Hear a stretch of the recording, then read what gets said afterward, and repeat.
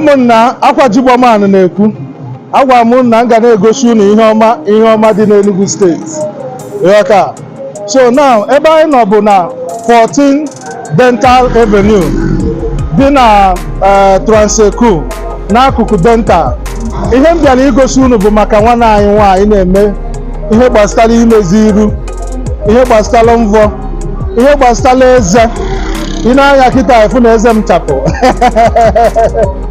ebe a ka a nọ wọchị ama eze kịta. So afia bụ Sara Beauty Glow and Spa. A na-emekwa massage. Ihe a na-eme karịrị ihe ọbụla gbasalụ inete nwaanyị, inete nwoke, inete onwe gị ka ịdị oke, bịawa na Sara Beauty Glow and Spa na Ekulu. Ngwa na nsogbu adịghị ka anyị gbazi inside ka anyị na-ejekpa. Ekele m unu ịma na nsị na unu na ihe anyị nọzi na-aba aka nri kwa aka ekpe akwa aka nri. So dịka m gwara unu na anyị nọ na nke Sara ndị mmadụ ga na-ajụ ka onye bụ nwaanyị a na-akpọ Sara so unu ewe n'iwu ọda asụcha Igbo ọfụma. So anyị ga-ebuji English anyhow. Okay. Abịa m nete onwe m anya ebe a, inezi eze m anya efu ka ọ chapụ, nezi ụkwụ m anya mma mkpunite. M ga-egosi unu ya na vidiyo efu na ụkwụ achapụgo. Onye mere ka ọ dị otu a bụ Sara nwaanyị ọma, how are you? Okay, so what is your name? I'm Sara. Sara. Yeah. So what are you doing in this place? What are you doing here? We offer all spa services, something like teeth whitening, facial.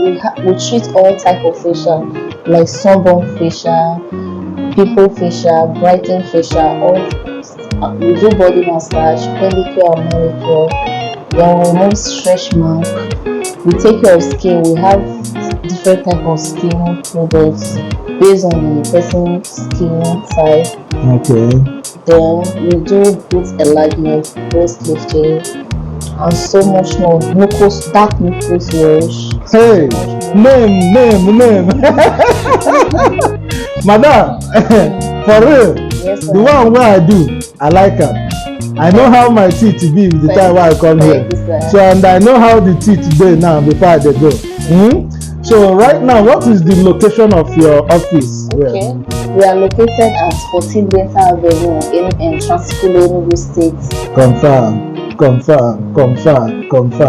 Okay, no problem. I like what you are doing, and I'm encouraging you to continue doing it. Thank you, the sir. Jigboman is in your door point, and we will make sure that the message gets to the people. Thank you, sir. Okay.